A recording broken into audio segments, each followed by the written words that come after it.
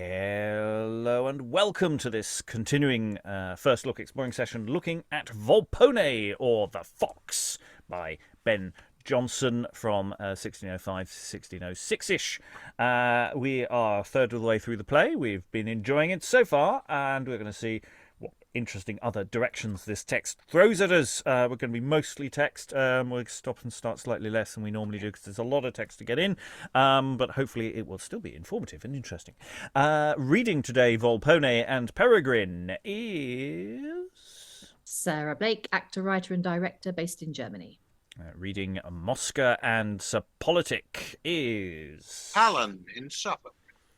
Reading Celia, Castrone, Lady Politic would-be, and Voltore is... Hi, my name is Lynn Freitas. I'm coming to you from the northwestern United States. And reading Corvino, Nano, and Corbaccio is... Hi, I'm Eric. I have coffee and various other beverages at my disposal. And I'm your host, Robert Crighton. I'll be reading stage directions. I may also read some other parts if I do not succeed in handing them to other people as we go. We shall see. Without further ado, however, we're going to dive into Act 2, Scene 5, and we're joining the Corvino family. Act 2, Scene 5, enter Corvino and Celia. Death of mine honour with the city's fool, a juggling, tooth-drawing, prating mountebank, and had a public window, where, whilst he with his strained action and his dole of faces to his drug lecture draws your itching ears, a crew of old, unmarried, noted lechers stood leering up like satyrs, and you smile most graciously and fan your favours forth to give your hot spectators satisfaction. What was your mountebank their call, their whistle? Were you enamoured? On his copper rings, his saffron jewel with the toadstone in it, or with his embroidered suit with the cope stitch made of a hearse cloth, or his old tilt feather, or his starched beard? Well, you shall have him, yes. He shall come home and minister unto you the fricas for the mother. Or let me see, I think you'd rather mount. Would you not mount? Why, if you'll mount, you may. Yes, truly you may, and so you may be seen down to the foot. Get you a cittern, Lady Vanity, and be a dealer with the virtuous man. Make one. But I'll but protest myself a cuckold and save your dowry. I'm a Dutchman, for if you told me in Italian, you would be damned ere you did this, you whore. Thou tremble to imagine that the murder of father, mother, brother, all thy race should follow as the subject of my justice. Good sir, have patience. What couldst thou propose less to thyself than in this heat of wrath, and stung with my dishonour, I should strike this steel into thee with as many stabs as thou wert gazed upon with goatish eyes? Alas, sir, be appeased. I could not think my being at the window should now more move your impatience than at other times. No, not to seek or entertain a parley with a known knave before a multitude. You were an actor with your handkerchief, which he most sweetly kissed in the receipt, and might, no doubt, return it with a letter and point the place where you might meet. Your sisters, your mothers, or your aunts might serve the turn. Why, dear sir, when do I make these excuses, or ever stir abroad but to the church, and that so seldom? Well, it shall be less, and thy restraint before was liberty to what I now decree, and therefore mark me. First, I will have this body lie damned up, and till it be done, some 2 or 3 yards off, I'll chalk a line, or which, if thou but chance to set thy desperate foot, more hell, more horror, more wild remorseless rage, more shall seize on thee than on a conjurer that had heedless left his circle's safety ere his devil was laid. Then here's a lock which I will hang upon thee, and now I think on it, I will keep thee backwards. Thy lodging shall be backwards, thy walks backwards, thy prospect all be backwards, and no pleasure that thou shalt know but backwards. Nay, since you force my honest nature, no, it is your own. Being too open makes me use you thus. Since you will not contain your subtle nostrils in a suite room, but they must snuff in the air of rank and sweaty passengers. Knock without. One knocks. Away, and be not seen, pain of thy life, nor look toward the window. If thou dost, nay, stay, hear this. Let me not prosper, whore, but I will make thee an anatomy, dissect thee mine own self, and read a lecture upon thee to the city, and in public. Away! And exit Celia. Enter servant. Who's there? 'Tis Signor Mosca, sir. Act 2, Scene 6. Let him come in. Exit servant. His master's dead. There's yet some good to help the bad. And enter Mosca. My Mosca, welcome! I guess you're news. I fear you cannot, sir. Is it not his death? Rather the contrary. Not his recovery? Yes, sir. I am cursed.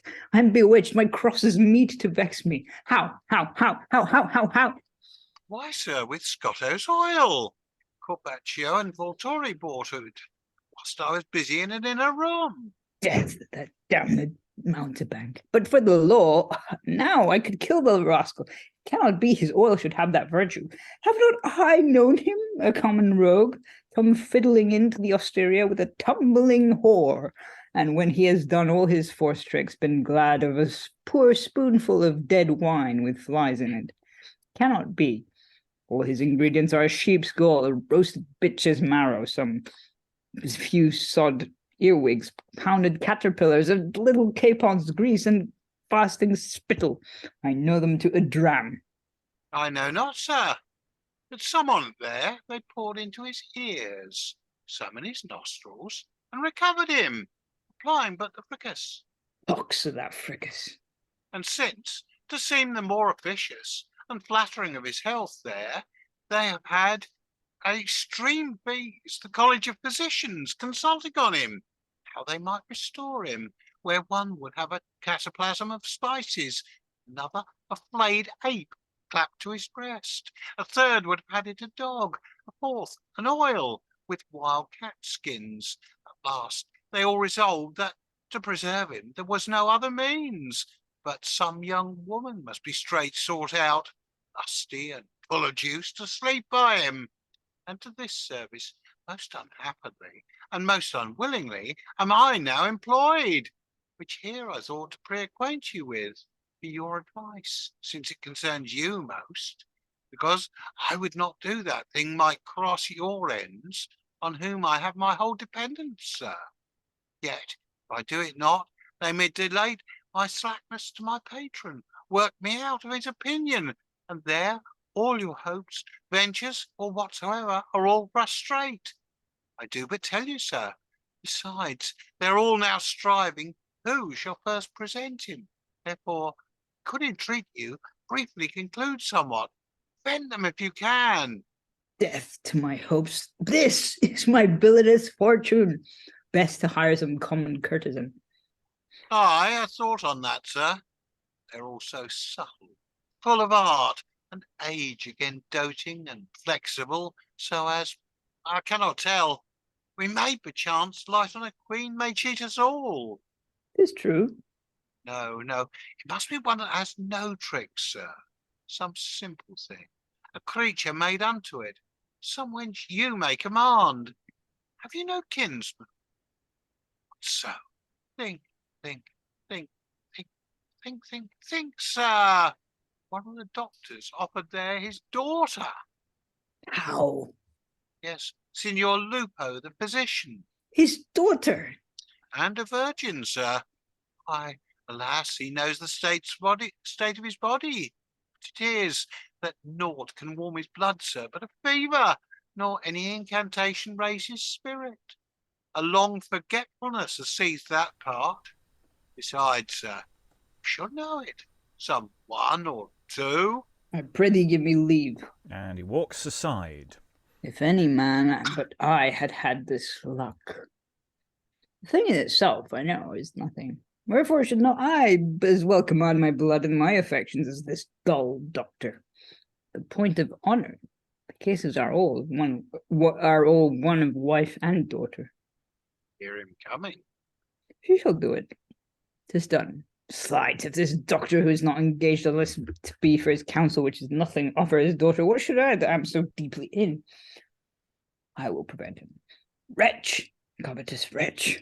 Mosca, I have determined. How, sir? Will make all sure. The party you wot of shall be mine own wife. Mosca.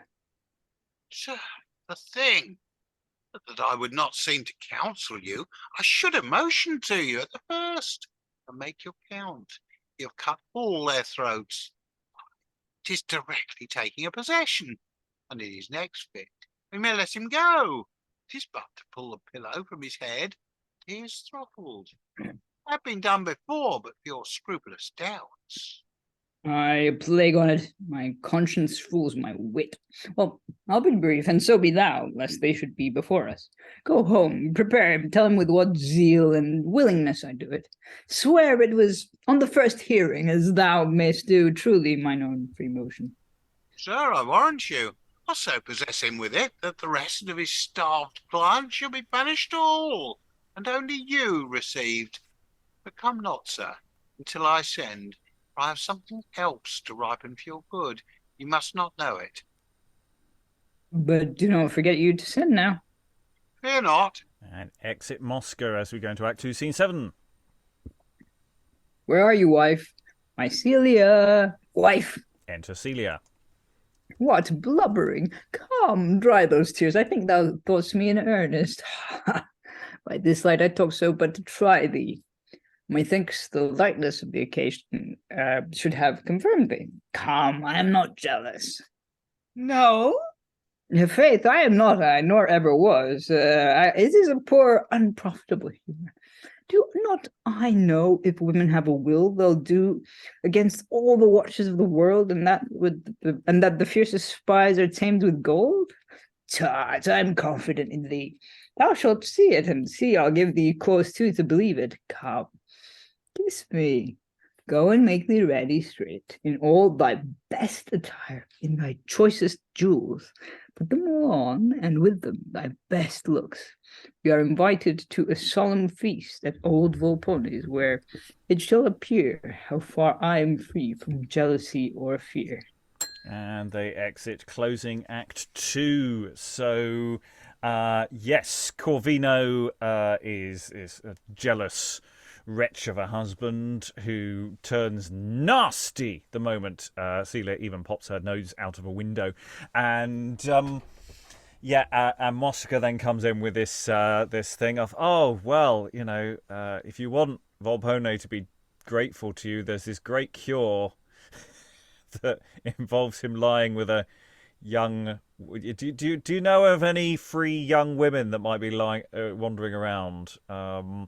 It's all very obvious and very dodgy in different ways. Thoughts from the room? It's a much darker tone where we are now. Who wants to leap in to the affray here? Does anyone want to do that? Or do I just keep on talking? Lynn? Yeah, I don't know what I would do with this because, I mean, the first movement of the play that we did yesterday, I mean, it's genuinely funny. The cleverness of the con and the shallowness of the marks makes it pretty darn funny. We really don't care if he gets all their money. And it's even a little bit funny that Volpone, who has everything under control, until he sees a pretty girl and he's like, oh, I gotta have her. That there's almost something charming about that moment of vulnerability, that when his desire takes over, he's not quite the boss of everybody anymore. But God, the abusiveness of Corvino's language here. What do you do with that? Do you just say, no, I'm going to try to maintain a lighter, funnier tone, and you cut a bunch of it? Or what? It's really disturbing. I mean, I'm going to kill your whole family because you cheated on me, and then I'm going to stab you as many times as people looked at you. What? And no spoilers here, but there is a darkness to this play that will continue and as we go on. So there's an very interesting question about tone and actually what this play is doing. Because yes, we had a lot of fun, especially in the first act, and all the mountebank stuff was really fun. But this is both a comedy, but there's serious, should we say, heavy drama potential to what's going on here. It's not just a light comedy; it's doing other things. I think I saw Eric and then Sarah. No, I think Sarah was first. I was just nodding in agreement. Okay, Sarah. I think you have to lean into it, and go with it and really highlight it for what it is, which is just basically a really, really abusive husband, beating up his wife and controlling his wife, and then later on gaslighting his wife. We got the Holy Trinity there, because right at the end there was like, oh, no, I didn't mean any of that. Why are you crying? You shouldn't have taken me seriously, you silly girl. So it's like I think, because there is the thing, you put in the chat, Rob, it's like, if the more horrific this is, the more you then side with Volpone wanting, because Volpone is going to fleece him, and Volpone is just so kind of awful, but like we were saying yesterday, it's like, but we're rooting for Volpone because we want this con to work, because this guy is so awful. But then of course then the whole thing shifts again, which I won't go into because spoilers, but I think you do want to play with the audience. You do want to make the audience shift uncomfortably in their seats through this, and I think and have their loyalties flipping all over the place from one side to the other. And I think this is a scene that obviously makes you do that. The other thing that I just cannot get out of my head with this scene, with this particular plot, and I know Volpone isn't really ill, so this is kind of, it's a most horrendous ruse as it is to, get her into his room so he can seduce her. But what makes it even worse is, of course, in real life, you did have young girls who were, given, and especially like virgins, they were given to old men who had syphilis because it was considered to be a cure. So these young girls were like forced to sleep with these old men, thinking that this would cure the old men's syphilis. And of course, what happened was the girls ended up with syphilis as well, and that was it. Their lives were ruined. And it's like, I just can't get that knowledge out of my head while I'm reading this scene. And so I think you could maybe play into that as well. You could maybe, without wanting to give your audience a history lesson, I think the actual realities of this little setup that they're discussing here, and it's it's kind of fun, but it's really, really not. Yeah, and it is a question about the tone of the play, because in a different play, this kind of setup could be really, really fun, because of course you've got someone who is trapped in this relationship, who and that could be going to Volpone's could be a route to escape. It could actually be something that turns out well. Whereas the tone of this play isn't suggesting that's necessarily what it's going to get more complicated. But especially with a husband who is as awful as that, turning up to just getting her out of the house is something that she clearly never does. She's very much trapped in this situation. So in a different play, this could tonally be very different. The tone is deliberate. Eric. Yeah, well, while I was reading this, of all things, my brain settled on Michael from The Godfather, who becomes this I think it's in Godfather 2 actually, where he becomes this sort of patriarch who just sort of isn't really there for his wife or family, but his job and business are the most important thing. I don't know why that occurred to me. That was just sort of his way of my brain's way of manifesting that sort of anger of Corvino, because it's not justified, aside from if he's jealous. Yes, and it's not like, whereas if they'd shifted things around, if this was Corbaccio, who's this old man, it slightly shifts how this scene would read in another way. So it's interesting the choices that are being made about who's doing what job within the framework. and I do think of Ben Jonson as being very interested in the framework of the action. You know, he's plotted this in a specific way, for better or for worse. We shall see. We're going to go into Act 3 now and find out where that's going to take us. Act 3, Scene 1, enter Mosca. I fear I shall begin to grow in love with my dear self and my most prosperous parts. They do so spring and burgeon, I can feel a whimsy in my blood, and know not how. Success has made me wanton. I could skip out of my skin now, like a subtle snake. I am so limber. Oh, your parasite is a most precious thing, dropped from above, not bred amongst clods and clodpoles here on earth. I muse, the mystery was not made a science. It is so liberally professed. Almost all the wide world is little else in nature. Parasites, sub-parasites. And yet, I mean not those that have your bare town art, to know who's fit to feed them, have no house, no family, no care, and therefore mould tales for men's ears to bait that sense, or get kitchen invention, and some stale receipts to please the belly and the groin, nor those with their court dog tricks that can fawn and fleer, make their revenue out of legs and faces, echo my lord and lick away a moth, but a fine, elegant rascal that can rise and stoop almost together like an arrow, shoot through the air as nimbly as a star, turn short as doth a swallow, and be here and there and here and yonder all at once, present to any humour all occasion, change a visor swifter than a thought. This is the creature that hath the art born with him, toils not to learn it, but doth practise it out of the most excellent nature, and such sparks are the true parasites, others but their zanies. Act 3, Scene 2, enter Bonario. Who's this? Bonario, old Corbaccio's son.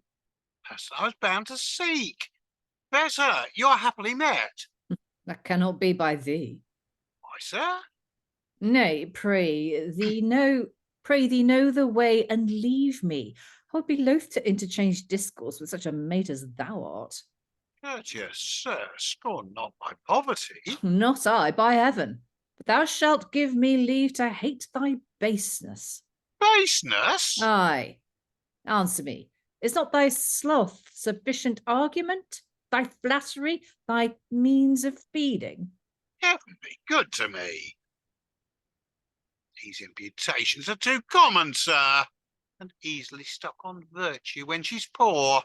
You are unequal to me, and, however, your sentence may be righteous, yet you are not, that, ere you know me, thus proceed in censure. St. Mark bear witness against you. 'Tis inhuman. And Mosca weeps. What? Does he weep? The sign is soft and good. I do repent me that I was so harsh. 'Tis true that, swayed by strong necessity, I am enforced to eat my careful bread with too much obsequy. 'Tis time, besides, that I am fain to spin mine own poor raiment out of my mere observance, being not born to a free fortune, but that I have done base offices in rending friends asunder, dividing families, betraying counsels, whispering false lies, or mining men with praises, trained their credulity with perjuries, corrupted chastity, or am in love, mine own tender ease, but would not rather prove the most rugged and laborious course that might redeem my present estimation. Let me here perish in all hope of goodness. This cannot be a personated passion.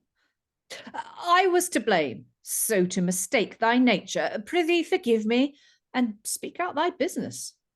Sir, it concerns you, and though I may seem at first to make a main offence in manners, and in my gratitude unto my master, yet for the pure love which I bear all right, and hatred of the wrong, I must reveal it. This very hour your father is in purpose to disinherit you, How? and thrust you forth, a mere stranger to his blood. 'Tis true, sir, the work no way engageth me, Because I claim the interest in the general state of goodness and true virtue, which I hear to abound in you, and for which mere respect, without a second aim, sir, I've done it. This tale hath lost thee much of the late trust thou hadst with me. It is impossible. I know not how to lend it any thought my father should be so unnatural. It is a confidence that well becomes your piety, and formed, no doubt, it is from your own simple innocence, which makes your wrong more monstrous and abhorred. But, sir, I will now tell you more. This very minute it is, or will be doing, and if you shall be pleased to go with me, I'll bring you.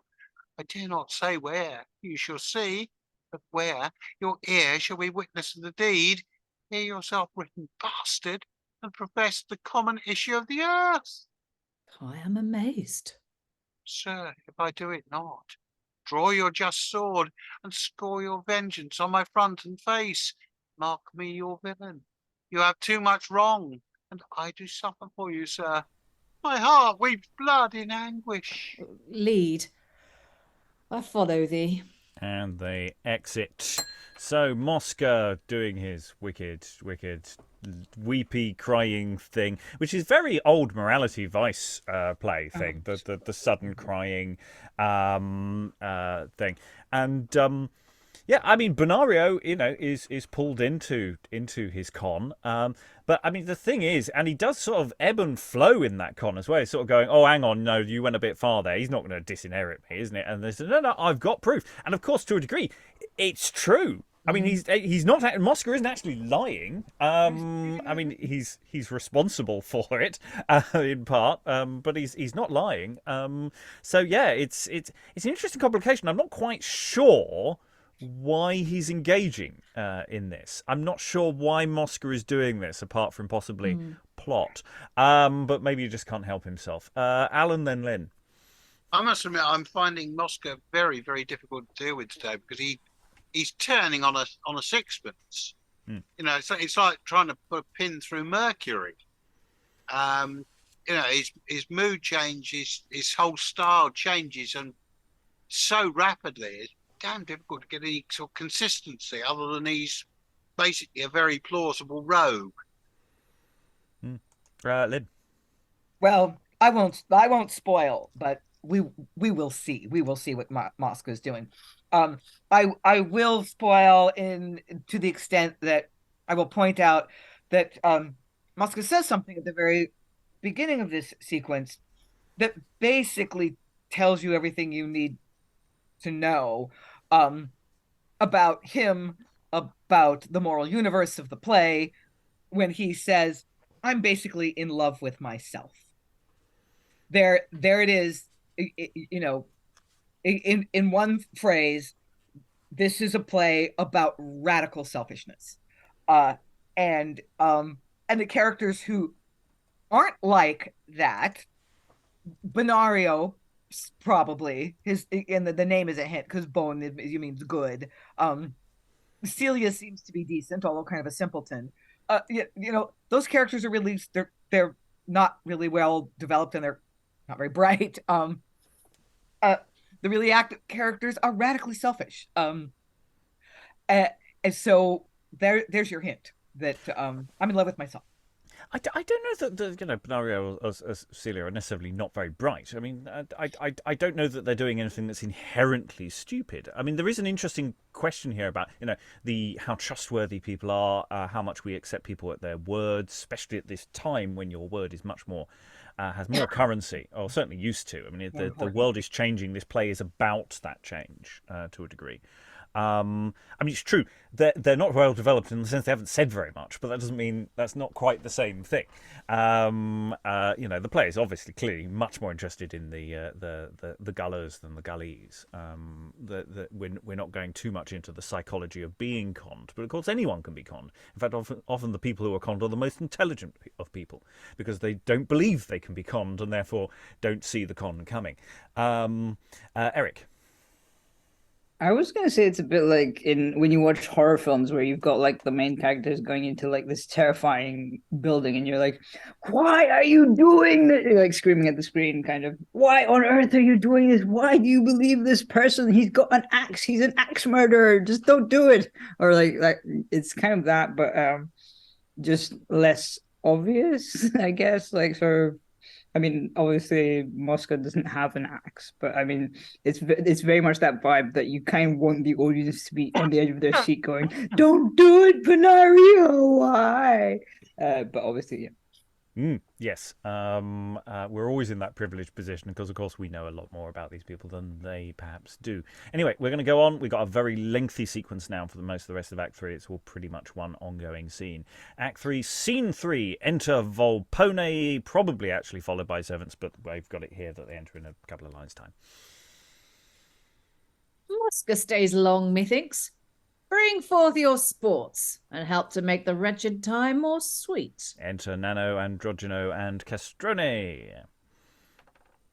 Dwarf, fool, and eunuch, well met here we be. The question it were now whether of us three, being all the known delegates of a rich man, in pleasing him claim the precedency can. I claim for myself. And so doth the fool. 'Tis foolish indeed. Let me send you both to school. First, for your dwarf. He's little and witty, and everything as it is little is pretty.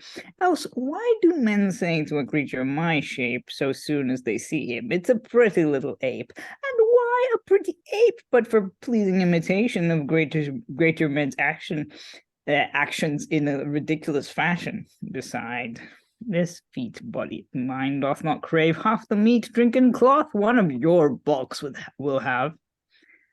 Admit your fool's face be the mother of laughter, yet for his brain it must always come after, and though that do feed him, 'tis a pitiful case his body is beholding to such a bad face. There's one knocks. Who's there? Oh, my couch. Away. Oh, look, Nano, see. Exuent, Androgyno, and Castrone. Oh, give me my caps first. Oh, go, inquire. Exit Nano. Now, Cupid, send it be Mosca, and with fair return. It is the beauteous madam. Would be, is it? The same. Oh, now torment me. Squire her in, for she will enter or dwell here forever. Nay, quickly. And he retires to his couch. That my fit were past. I fear a second hell too, that my loathing this will quite expel my appetite to the other. Would she were taking now her tedious leave. Lord, how it threats me what I am to suffer. And Volpone remains as we go into Act 3, Scene 4. Enter Nano with Lady Politic Would-be. Good sir, pray you signify unto your patron I am here.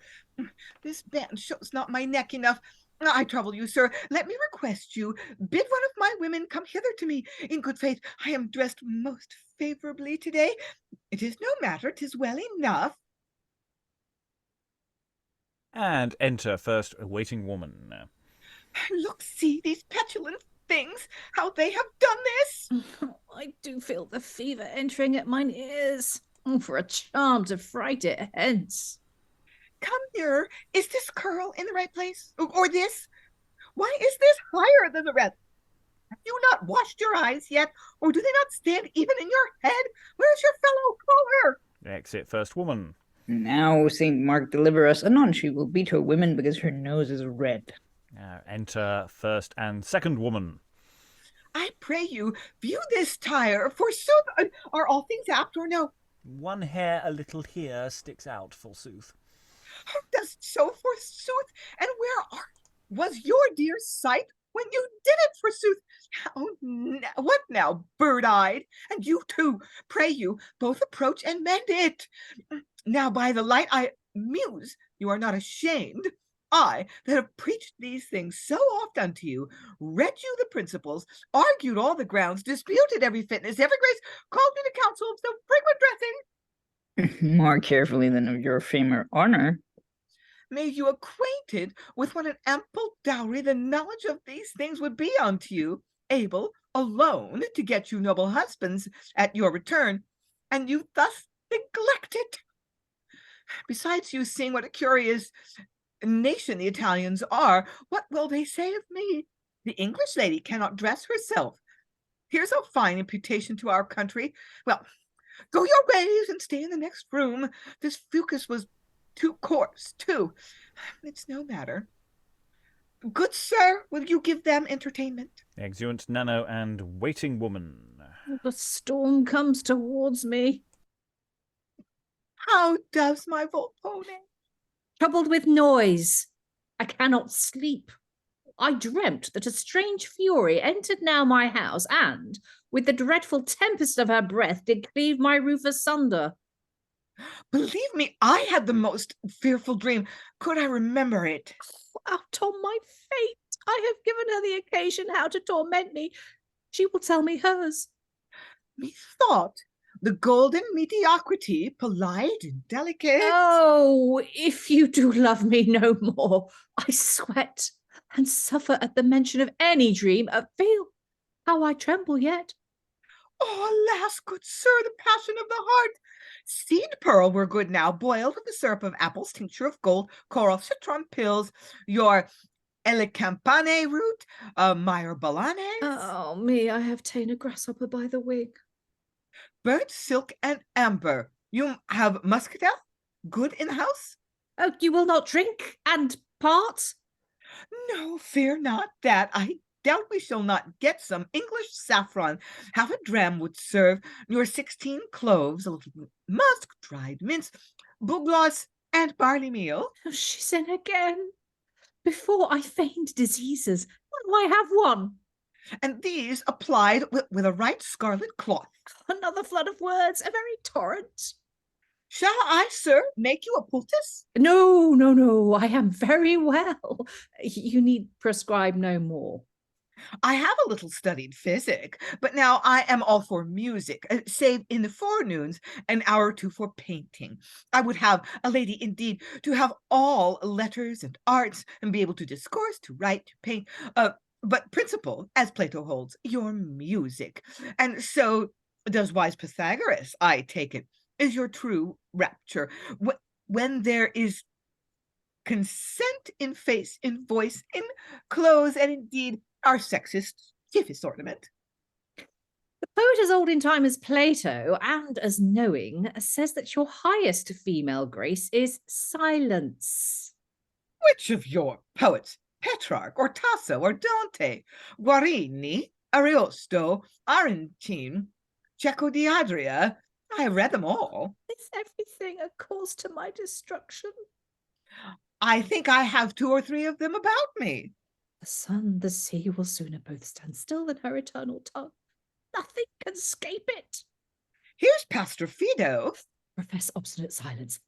It's now my safest. All our English writers, I mean such as are happy in the Italian, will deign to steal out of this author, mainly, almost as much as from Montaigne. He is so modern and facile of vein, fitting the time and catching the court ear. Your Petrarch is more passionate, yet he, in the days of something sonneting, trusted them with much. Dante is hard, and few can understand him, but for a desperate wit, there's Aretine. Only his pictures are a little obscene. You mark me not? Alas, my mind is perturbed. Cry, in such cases we must cure ourselves, make use of our philosophy. Oh, me. And as we find our passions do rebel and counter them with reasons or divert them, by giving scope unto some other humor of lesser danger, as in politic bodies there's nothing more doth overwhelm the judgment and cloud the understanding than too much settling and fixing, and as 'twere subsiding upon one subject. For in the incorporating of these same outward things into that part which we call mental, leaves some certain faces that top the organs, and, as Plato says, assassinate our knowledge. The spirit of patience, help me! Come, in faith, I must visit you more a days and make you well. Laugh and be lusty.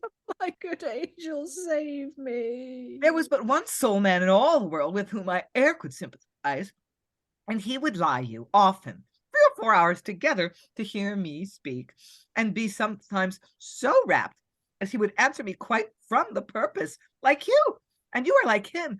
Just, I'll discourse. And it be but only, sir, to bring you asleep. How we did spend our time and loves together for some 6 years. For we were coetanei and brought up. Some power, some fate, some fortune, rescue! And on the cry of rescue me, Act 3, Scene 5, enter Mosca on cue. God save you, madam. Good sir. Sir, welcome. Welcome to my redemption. Why, sir? Oh, rid me of my torture. Quickly there, my madam with the everlasting voice.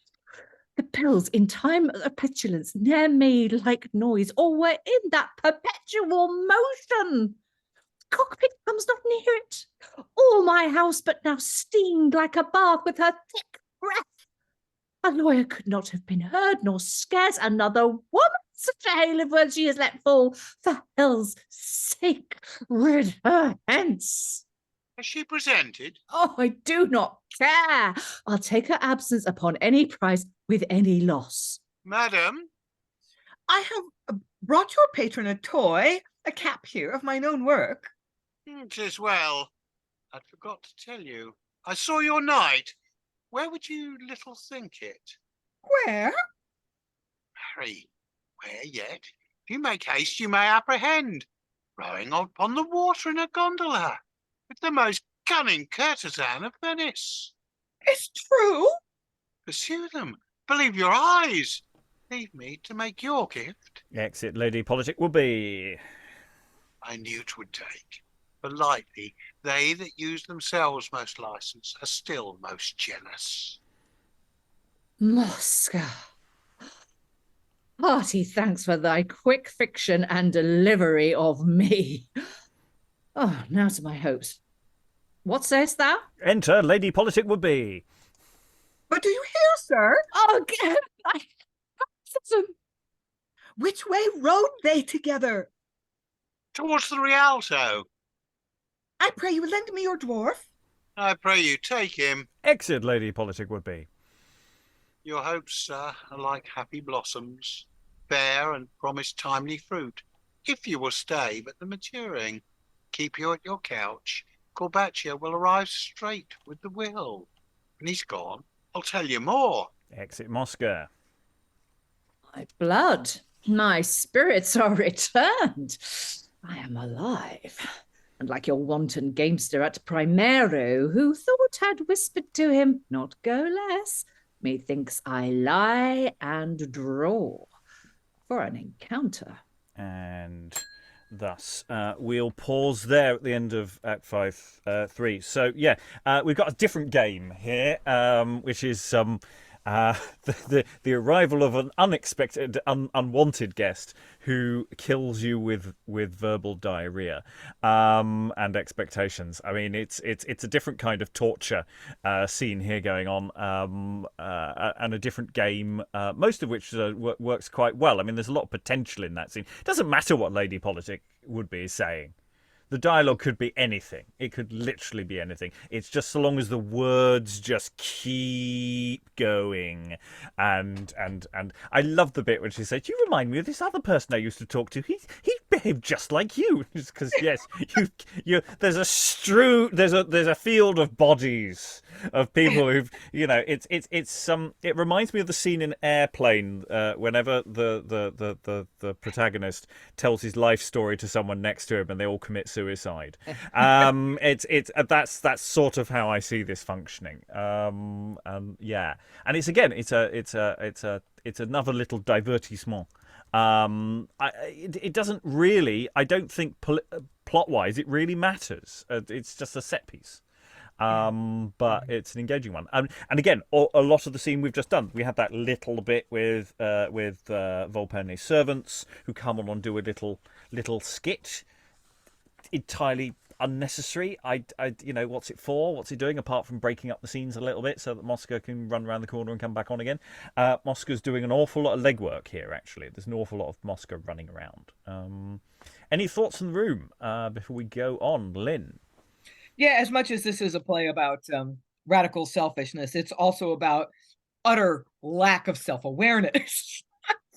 Yeah, isn't it Corvino in the first act who thinks I'm young still. I'm still young. No, you're not. And the attorney who Volpone praises as such a good person. I'm leaving you my money because of your virtue, and he buys that, and Lady Woodby, who's just like cannot get a clue about how annoying she is. Yeah, no self-awareness. None. Zero. Sarah, then Alan.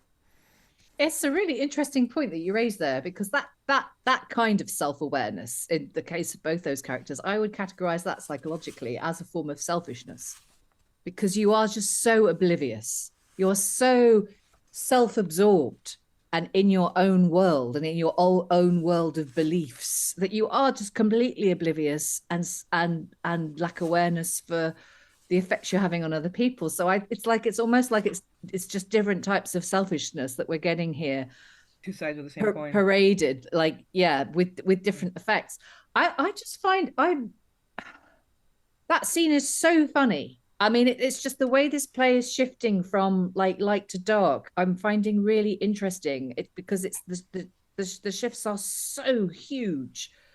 We had all this kind of really fun comedy in the first scene, and yes, there was a bit of darkness in there, but it was just it rattled along, and then you had this really quite horrific scene, and now we're back to the light, and then we're going to go darker again, and it's just like the contrast between the two I'm finding really, really interesting. And I'm just thinking about, obviously that was what Jonson wanted, but I'm just thinking about what you would do with that, really, as I go along.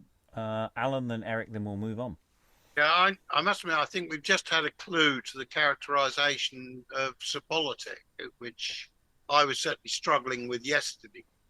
Basically, if he's shackled to that wall of words, you can understand why he's quite happy to talk to any passing English gentleman who he thinks he might actually have meaningful conversation with. Eric. I was going to say it reminds me of the main male lead in Wise Woman Hoxton, who just keeps Volpone in this scene. He just kind of keeps digging himself deeper and deeper in the situation and trying to get out of it. But obviously there's no way out but getting Mosca to distract her. Yes, I'm disappointed with Mosca because, I say disappointed. Mosca's probably doing this deliberately. He's just waiting outside the door to see how much torture. But you can tell that Volpone's got right. You're supposed to phone the mobile with an emergency. Remember, that's the thing. When she turns up, that's the drill. That's the drill. Mosca takes his sweet time with his entrance there, just going, no, let him stew. Let him stew. Yeah. He deserves it, though, to be fair. Well, yeah, everybody. And worse. Absolutely. Yeah, absolutely. Anyway, the scene continues. So Volpone's hiding. Maybe he's in his bed. I'm not quite sure if the text actually gives us a precise hidden hiding place. But the scene continues as we go into Act 3, Scene 6, and we have the entrance of Mosca and Bonario. The doubling just about still works. Sir, here concealed. Shows him a closet has been inserted in this text. You may hear all, but pray you, have patience, sir. And there's a knocking. The same's your father's knocks. I'm compelled to leave you. And exit Mosca. Sarah, if you continue Bonario, Yes, it does work, just about. Do so. Cannot my thought imagine this a truth? And he goes into hiding. Act 3, Scene 7. Enter Mosca and Corvino. Celia as well following. Yes, on me. You'll come too soon. I meant you. Did I not say I would send? Yes, but I feared you might forget it, then they prevent us. Prevent? Did ere man haste so for his horns?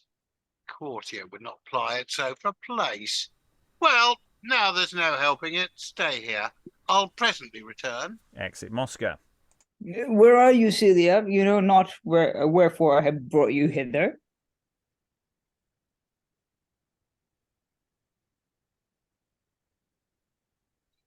Neither does the script.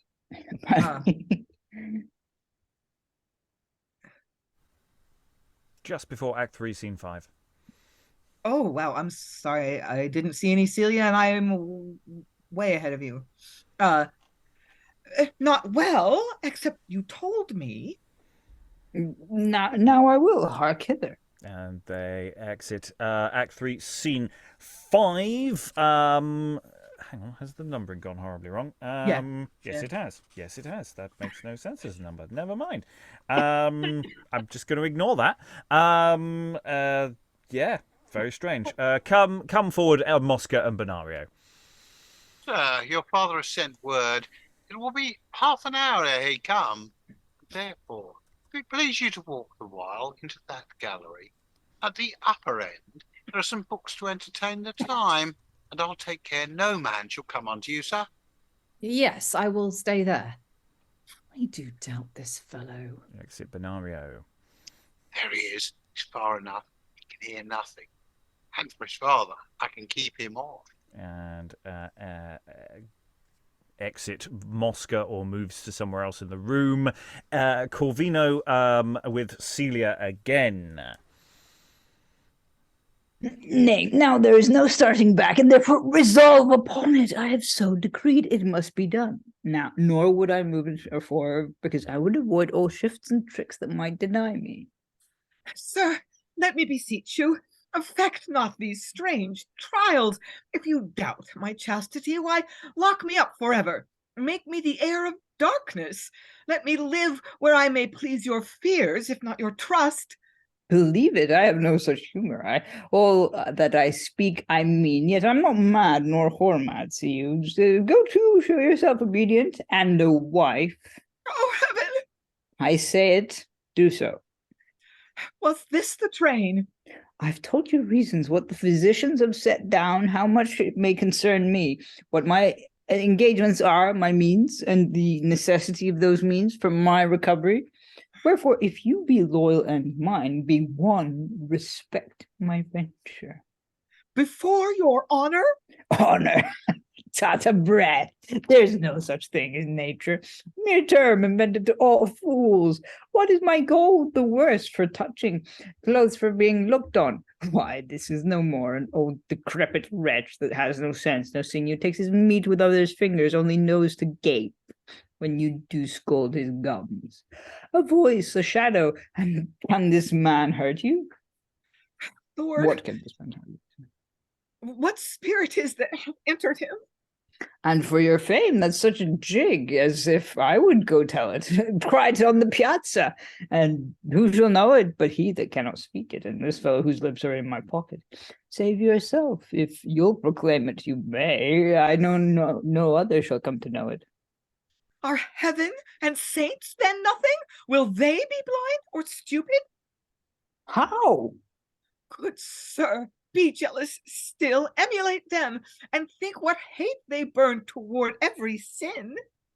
I grant you, if I thought it were a sin, I would not urge you. Should I offer this to some young Frenchman or hot Tuscan blood that had read at Aretine, or Condall, his prince, knew every quirk within lust's labyrinth, and were professed critic in lechery, and I would look upon him and applaud him, this were a sin.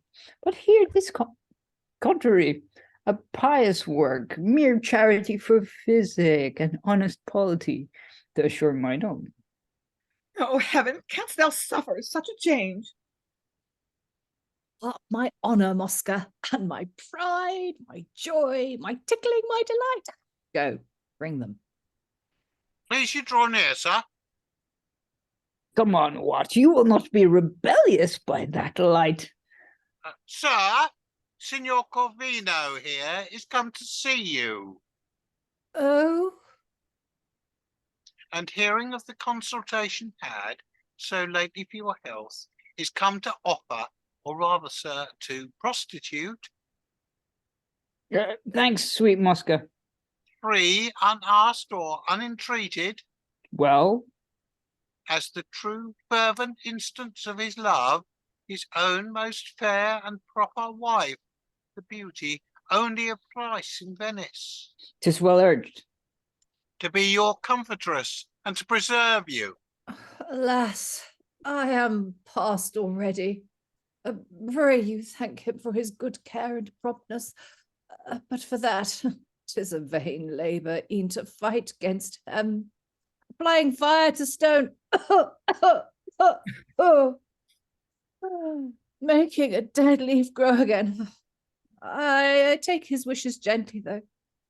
And you may tell him what I have done for him. Marry, my state is hopeless.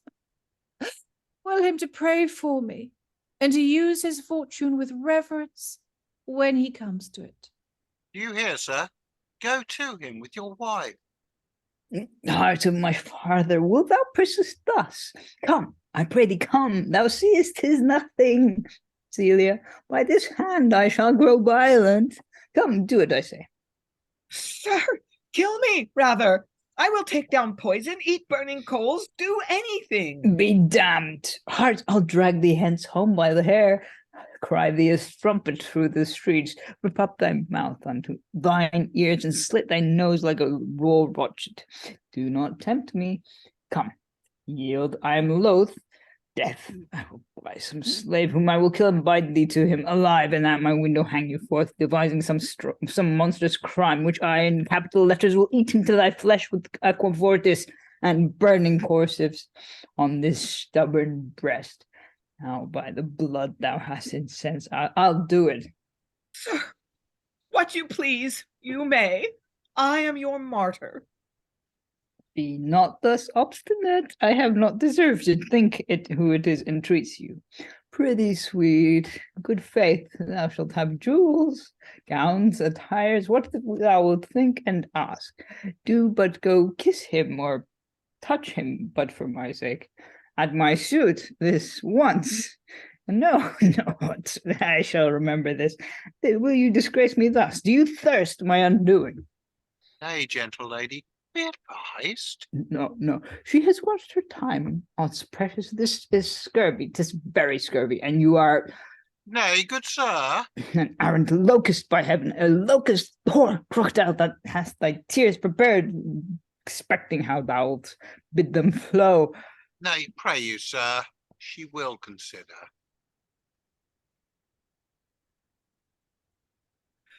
Would my life would serve to satisfy? This death, if she would but speak to him and save my reputation, it were somewhat, but spitefully to effect my utter ruin? Aye, now you put your fortune in her hands. Why, faith, it is her modesty. I must quit her. If you were absent, she would be more coming. I know it, and I dare undertake for her. What woman can before her husband? Pray you, let us depart and leave her here. Sweet Celia, thou mayst redeem all yet. I'll say no more. If not, esteem yourself as lost. Nay, stay there. Exit Corvino with Mosca. Oh, God and his good angels, whither is shame fled, human breasts? With such ease men dare put off your honors and their own. Is that, whichever was a cause of life, now placed beneath the basest circumstance and modesty and exile made for money? Aye, in Corvino and such earth-fed minds that never tasted the true heaven of love. And he leaps from his couch. Assure thee, Celia, that he that would sell thee only for hope of gain, and that uncertain, he would have sold his part of paradise for ready money had he met a coatman. Why, art thou amazed to see me thus revived? Rather applaud thy beauty's miracle. 'Tis thy great work that hath, not now alone, but sundry times raised me in several shapes.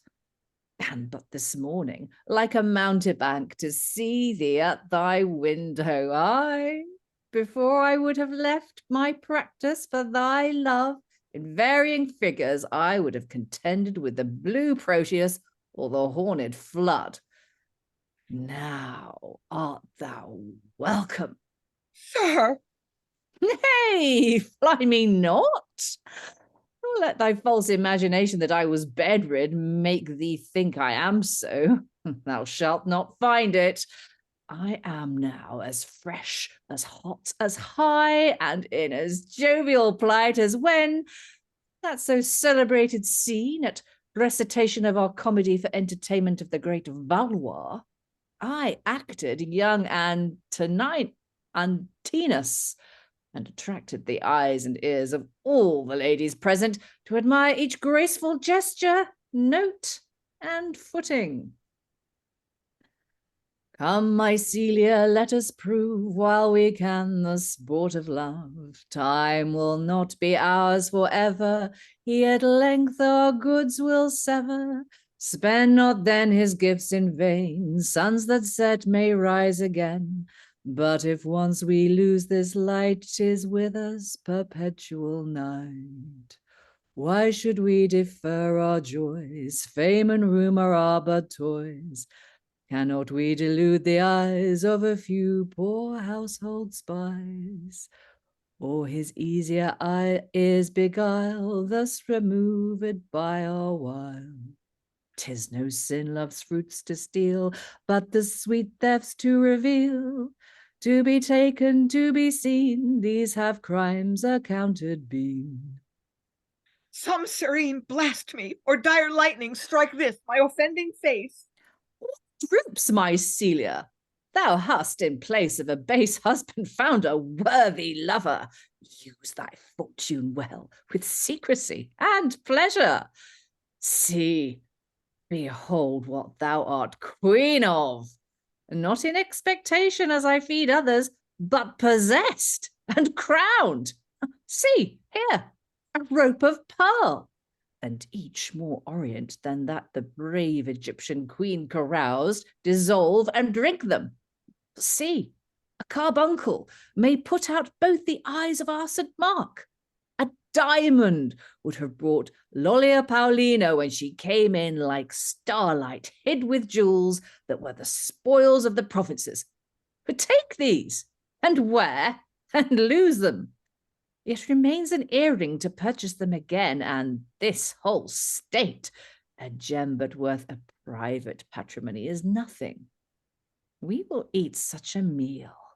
The heads of parrots, tongues of nightingales, the brains of peacocks and of ostriches shall be our food. And could we get the phoenix, though nature lost her kind, she were our dish. Good sir, these things might move a mind affected with such delights, but I, whose innocence is all I can think wealthy or worthy enjoying, and which, once lost, I have naught to lose beyond it, cannot be taken with these sensual baits. If you have a conscience. 'Tis the beggar's virtue. If thou hast wisdom, hear me, Celia. Thy baths shall be the juice of July flowers, spirit of roses and of violets, the milk of unicorns, and panther's breath gathered in bags and mixed with Cretan wines. Our drink shall be prepared gold and amber, which we will take until my roof whirl round with the vertigo. And my dwarf shall dance, my eunuch sing, my fool make up the antic, whilst we, in changed shapes, act Ovid's tales. Thou like Europa now, and I like Jove. Then I like Mars, and thou like Erycine, and so of the rest, till we have quite run through and wearied all the fables of the gods.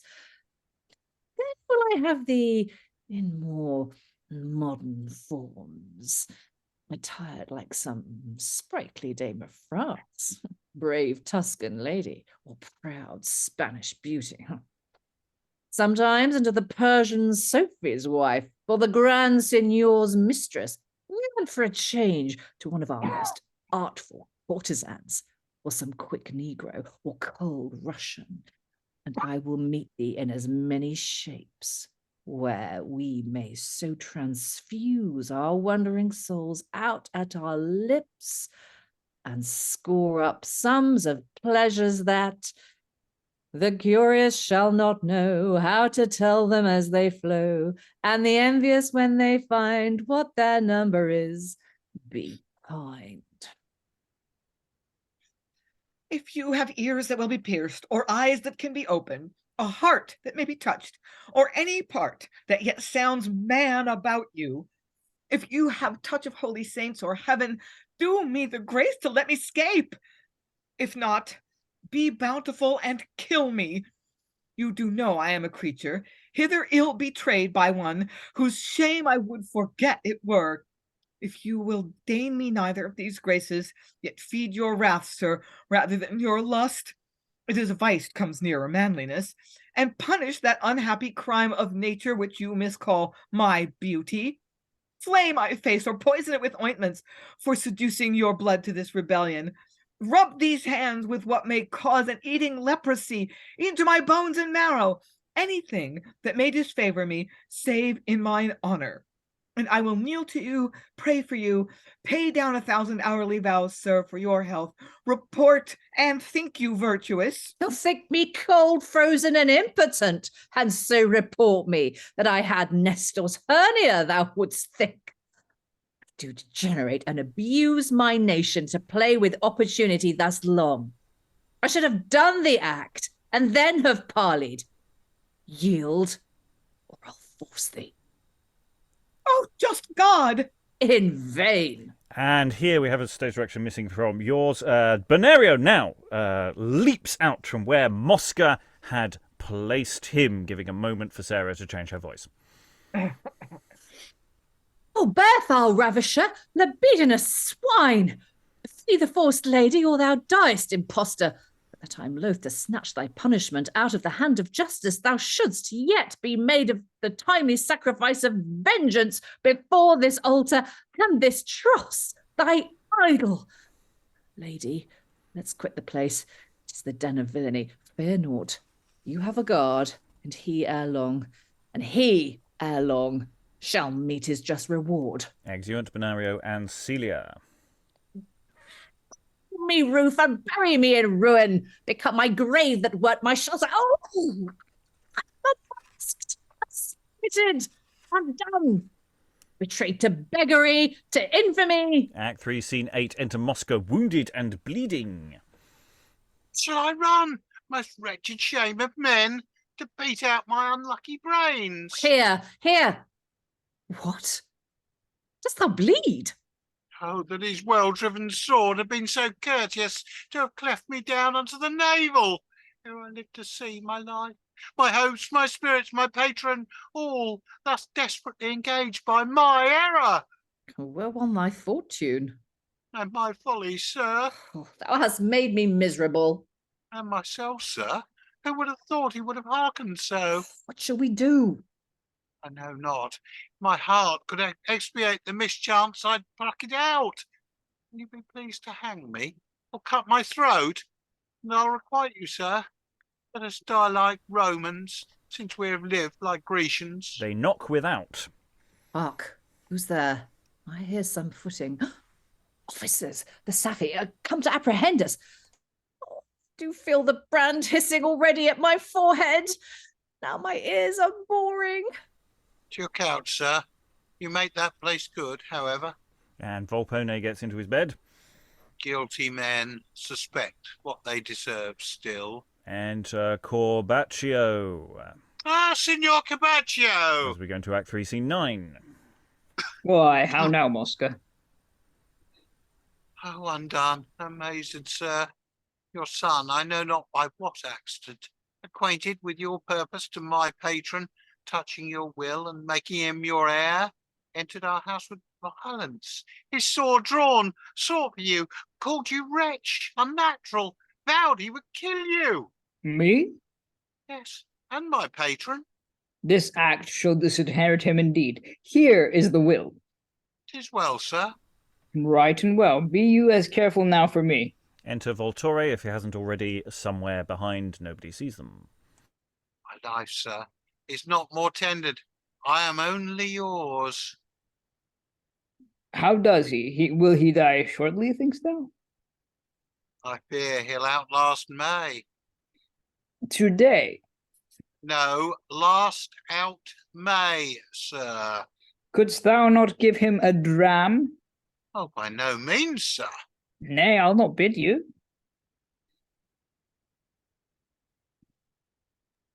This is a knave, I see.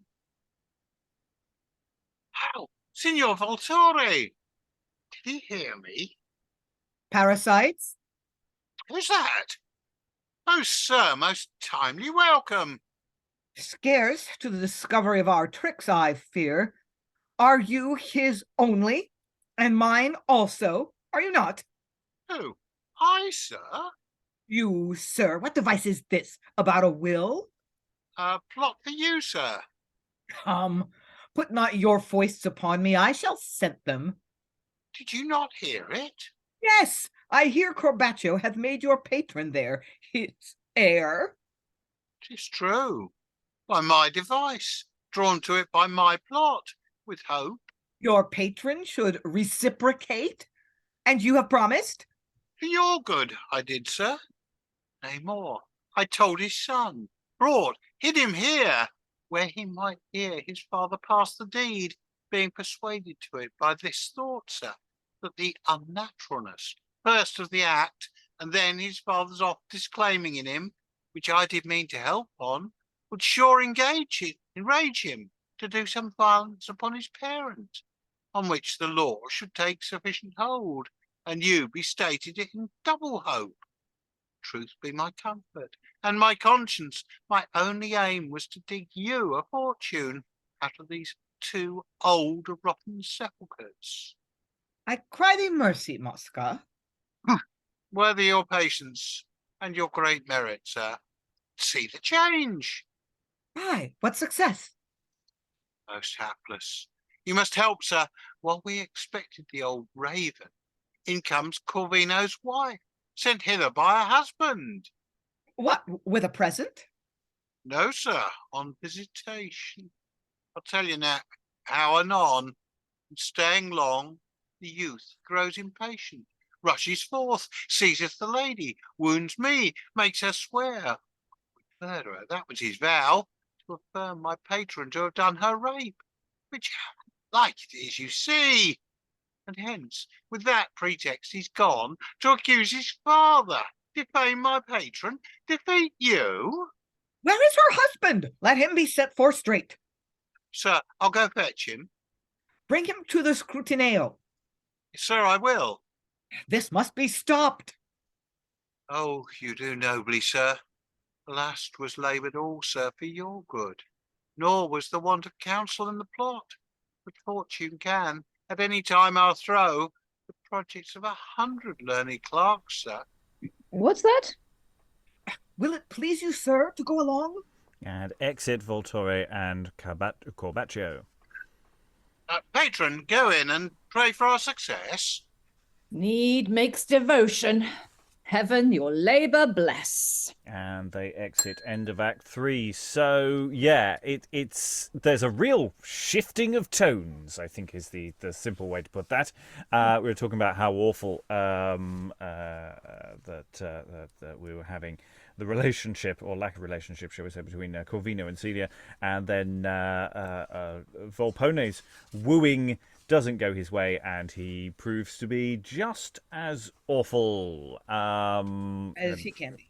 I mean, and yeah, so we have a moment of attempted sexual assault there, stopped by Bonario, who flies in like a white knight and steals Celia away. Celia, my God. I know, right? Yeah. So within all the fun comedy antics, we have this. We also have complications, as of course Mosca's plates start spinning and falling, and he has to grab them and put them back on the pot, and there are plates dropping now as people are coming in going, hang on, that's not what you told me earlier. And so he's throwing additional complications into the woodwork. Thoughts on the room, Sarah? I have a question for Lynn. This little scene that we've just had between Mosca and Voltore, with Mosca spinning his plates at a quite amazing rate. Is this what you were referring to when you said, "Oh, we'll discover later on why Mosca's taking Bonario back to Volpone's house"? Is this the? It's part of Mosca's game plan, but I mean, I think we by now what we should be suspecting. Mosca's got something going on because, like, why did he plant Bonario in the room when he knew? Well, this is the This is the thing.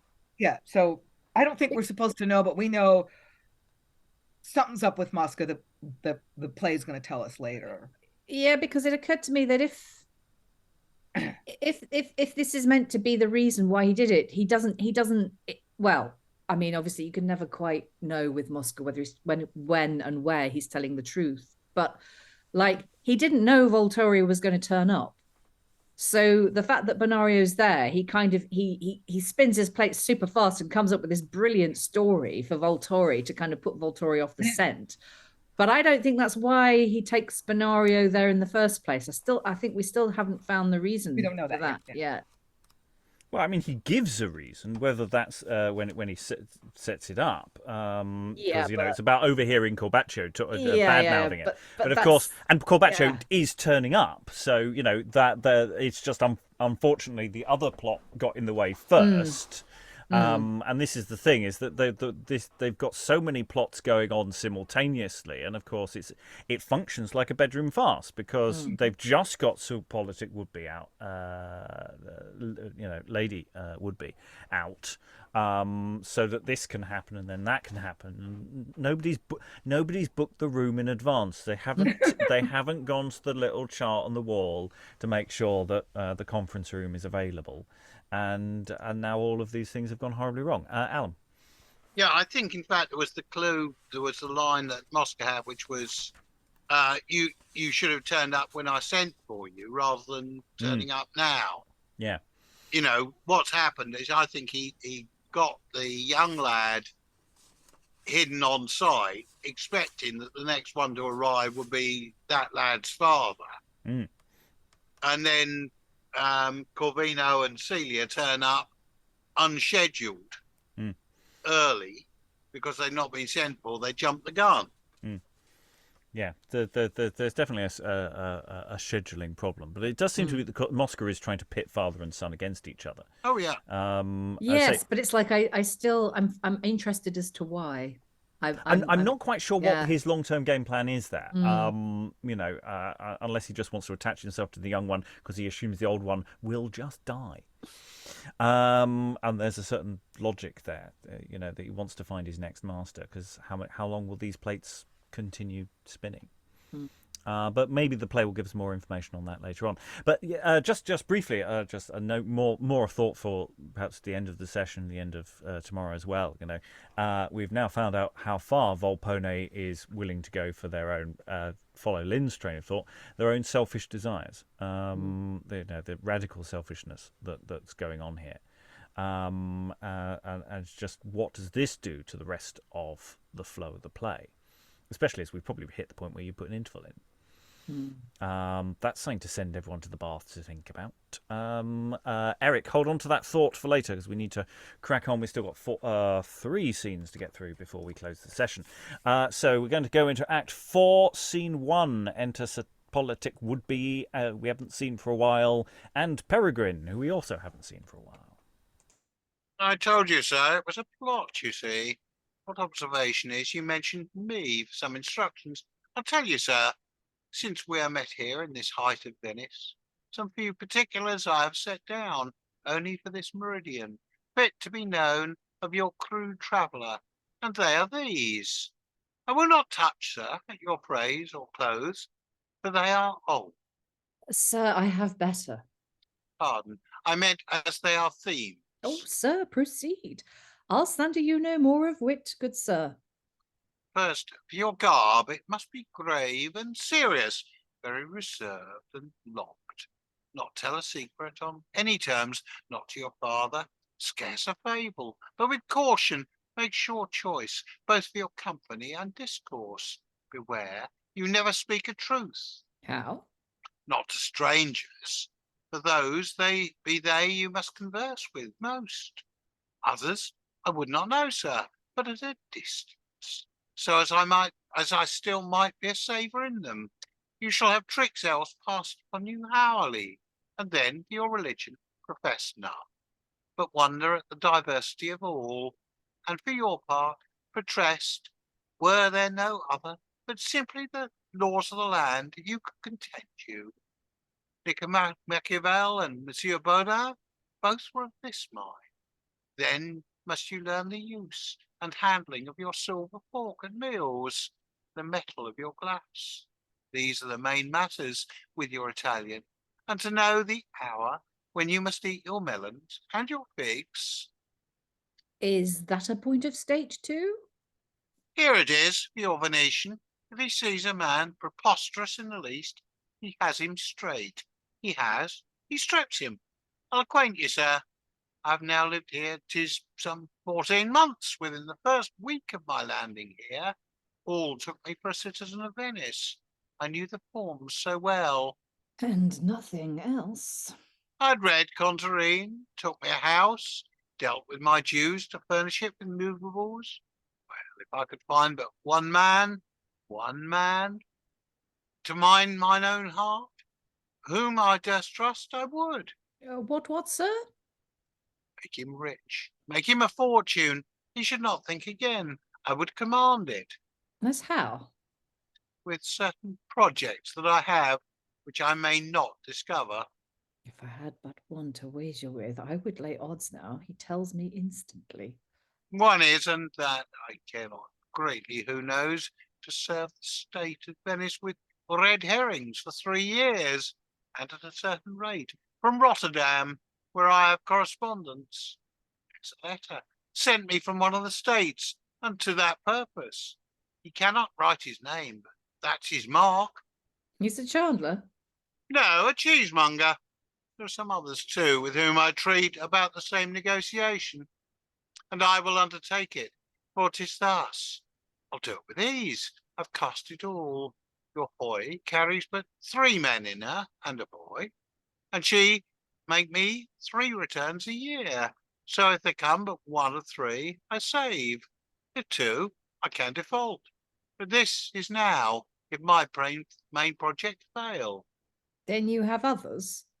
I should be loath to draw the subtle air of such a place without my 1,000 aims. I'll not dissemble, sir, where'er I come. I love to be considerative, and it's true. I have at my free hours thought upon some certain goods unto the state of Venice, which I do call my cautions, and, sir, which I mean in hope of a pension to propound to the great council, then unto the 40, so to the 10. My means are made already. By whom? Sir, one that, though his place be obscure, yet he can sway, and they will hear him. He's a commandador. What, a common sergeant? Sir, such as they are, yet put in their mouths what they should say sometimes, as well a greater. I think I have my notes to show you. And searches his pockets. Good sir? But you shall swear unto me on your gentry not to anticipate, Aye, sir. nor reveal a circumstance. My paper is not with me. Oh, but you can remember, sir.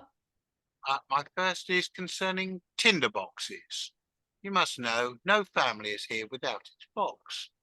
Now, sir, it being so portable a thing, put case that you or I were ill affected unto the state, sir, with it in our pockets, might not I go into the arsenal, or you come out again and none the wiser?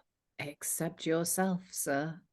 Go to, then. I therefore advertise to the state how fit it were that none but such as were known patriots, sound lovers of their country, should be suffered to enjoy them in their houses, and even those sealed at some office, and at such a bigness as might not lurk in pockets. Admirable. My next is how to inquire and be resolved by present demonstration whether a ship newly arrived from Soria or from any suspected part of all the Levant be guilty of the plague, and where they use to lie out 40, 50 days, or sometimes about Lazaretto for their trial. I'll save that charge and loss unto the merchant, and in an hour clear the doubt. Indeed, sir. Or I will lose my labour. My faith, that's much. Nay, sir, conceive me. It will cost me in onions some 30 livres. Which is £1 sterling. Besides my waterworks. For this I do, sir. First, I bring in your ship twixt two brick walls, but those the state shall enter. On the one, I strain me a fair tarpaulin, and in that I stick my onions, cut in halves. The other is full of loopholes, out at which I thrust the noses of my bellows, and those bellows I keep with waterworks in perpetual motion, which is the easiest matter of 100. Now, sir, your onion, which doth naturally attract the affection, and your bellows blowing the air upon him, will show instantly by his changed colour if there be contagion, or else remain as fair as at the first. Now it is known. 'Tis nothing. You are right, sir. I would I had my note. Faith, so would I. But you have done well for once, sir. Were I false, or would be made so, I could show you reasons how I could sell this state now to the Turk, in spite of their galleys or their... And searches his pockets again. Pray you, Sir Politic. I have them not about me. That I feared. They are there, sir. No, this is my diary, wherein I note my actions of the day. Pray you, let's see, sir.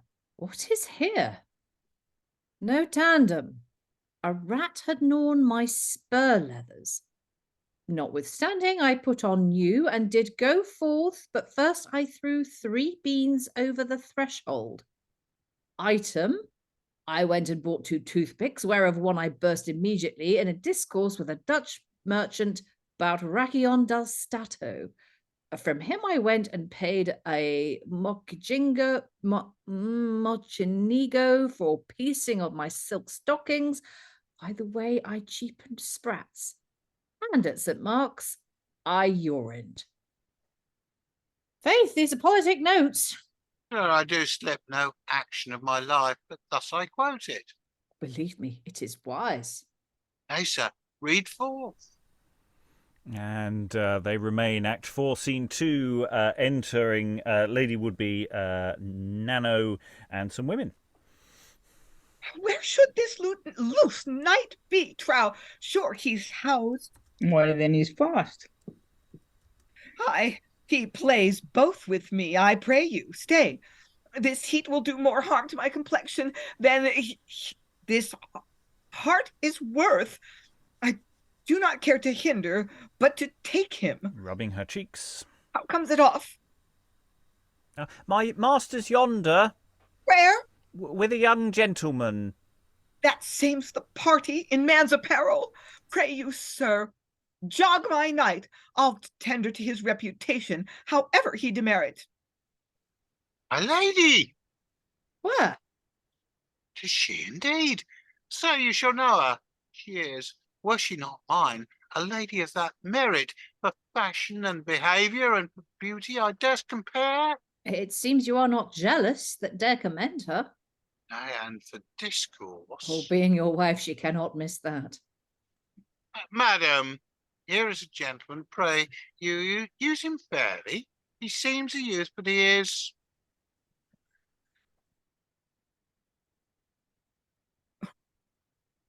Oh, none? Yes, one has put his face as soon into the world. You mean as early? But today? How's this? Why, in this habit, sir, you apprehend me. Well, Master Would-be, this doth not become you. I had thought the odour, sir, of your good name had been more precious to you, that you would not have done this dire massacre to your honour, one of your gravity and rank besides. but knights I see care little for the oath they make to ladies, chiefly their own ladies. Ah, spurs the symbol of my knighthood. Lord, how his brain is humbled for an oath. I reach you not. Right, sir, your policy may bear it through thus. Sir, a word with you. I would be loath to contest publicly with any gentlewoman, or to seem froward or violent, as the courtier says. It comes too near rusticity in a lady which I would shun by all means. And however I may deserve from master would be, yet to have one fair gentlewoman thus be made the unkind instrument to wrong another, and one she knows not, and to be preserver in my poor judgment, and to persever in my poor judgment, is not warranted from being a solecism in our sex, if not in manners. How is this? We, madam, come nearer to your aim. Marry, and will, sir, since you provoke me with your impudence and laughter at your highland siren here, your sporus, your hermaphrodite. What's here? Poetic fury and historic storms? The gentleman, I believe it is of worth, and of our nation. I, your Whitefriars nation. Come, I blush for you, master would-be, and am ashamed you should have no more forehead than thus to be the patron, or St. George, of a lewd harlot, a base fricatrice, a female devil, in a male outside. Nay, and you be such a one, I must bid adieu to your delights. The case appears too liquid. Exits of Politic. You may carry it clear with your state face, but for your carnival concupiscence, who here is fled for liberty of conscience from furious persecution of the marshal, her I will disciple. This is fine, i' faith. And do you use this often? Is this part of your wits exercise, kids? Do you have occasion? Madam. No, too, sir. Do you hear me, lady? Why, if your knight have set you to beg shirts or invite me home, you might have done it a nearer way by far. This cannot work you out of my snare. Why, am I in it then? Indeed, your husband told me you were fair, and so you are. Only your nose inclines that side that next to the sun, to the apple, to the queen apple. This cannot be endured by any patience. And Act 4, Scene 3, enter Mosca. What's the matter, madam? If the Senate write not my quest in this, I'll protest them to all the world. No aristocracy. What is the injury, lady? Why, the callot you told me of, here I have taken, disguised. Who? This? What means your ladyship? The creature I mentioned to you is apprehended now. Before the Senate you shall see her. Where? I'll bring you to her. This young gentleman, I saw him land this morning at the port. Is possible? How has my judgment wandered? Sir, I must blushing say to you, I have erred and plead your pardon. What more changes yet? I hope you have not the malice to remember a gentlewoman's passion. If you stay and finish here, please you to use me, sir. Will you go, madam? Pray you, sir, use me. In faith, the more you see me, the more I shall conceive you have forgot our quarrel. And everyone exits apart from Peregrine. This is rare. Sir Politic would be. No, Sir Politic bored. To bring me thus acquainted with his wife. Well, wise Sir Politic, since you have practised thus upon my freshmanship, I'll try your salt head what proof it is against a counterplot. And exit Peregrine, end of scene. There's a lot of scene there. There's a lot of scene. There's a lot of Sir Politic, of which elements of it were good, but a lot of it was just words. And I mean, they're well matched, Lady and Sir Politic. I mean, they basically just talk at people. They don't talk with people. They just talk at people. And yeah, they're well matched. And Peregrine just sort of stands at the side, making comments at the stuff he sees. I'm not engaging with the politics side of the plot. It has to be said. I'm sure they will interact more with the A plot, but they haven't really yet. And there's some stuff going on, but I'm starting to sort of just think, apart from giving the main actors a break, I'm not sure what these bits are for. Sarah. Yeah. Swinge with that blue pencil. I mean, the thing that I find interesting, and this is just my personal feeling about it, but I don't know if it's other people are going to feel the same, is that all the stuff with lady politics, verbal diarrhea, I found that genuinely funny. And it's because Volpone suffers so much through it. But here, well, he's more, whereas she's like a sort of, oh, this and that, oh, and this and this and this and this and this. He's more of a like, oh, and then we talk about this, and then we talk about this, and then I tell you about this, and then I tell you about this. I've got it written down on a bit of paper. Yeah, and it's like I can't find the bit of paper, but I'll tell you about it. Hang on, I've got my diary. It's the most exciting diary you have ever heard. I mean, he doesn't talk like this. He talks like this in my head. It's that kind of guy. It's a different type of verbal diarrhea, and it's not as funny. I mean, it could be as funny, but not for that length of time. And also because Peregrine is actually amused by it, it's not as funny for the audience. You know, comedy comes from people being upset. So it's like, you know, it's sort of mean of Peregrine to be sitting there just laughing at him. Yes, exactly. It's like, fun. Yeah, so we don't get any fun because he's having the fun. You know, so I would just be tempted to. I mean, keep a few choice bits. I mean, because also, I mean, I'm sorry, but if you are going to sign up to play Volpone and Mosca, you know what you're getting yourself into. The actors playing those roles do not need so long.